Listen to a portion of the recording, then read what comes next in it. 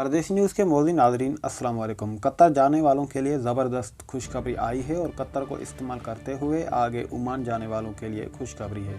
Qatar ने visa system open कर दिया है। 81 ममालिक के लोग कतर में जा सकते हैं। इसमें बांग्लादेश, इंडिया और पाकिस्तान भी शामिल है।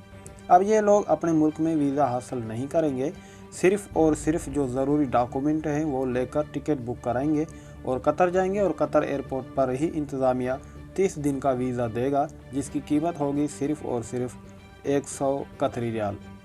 अब बात करेंगे कि डॉक्यूमेंट्स क्या होने चाहिए। तो आपको पासपोर्ट चाहिए जो 6 महीने वैलिड हो, और दूसरा कन्फर्म टिकट हो, और तीसरा जो है वो पुलिस सर्टिफिकेट होना लाजमी है, और आपको वैक्सीन लगी होनी चाहिए, और होटल की बुकिंग जो है वो भी आप जो पहले करानी पड़ेगी कतर की होटल की। उसके बाद दोस्तों याद रहे कि सफ़र करने से पहले PCR टेस्ट जो है वो 48 घंटे पहले आपको कराना पड़ेगा, और आपको कतर जाने से पहले एक कतर की एप्लीकेशन से इजाज़तनामा मांगना पड़ेगा।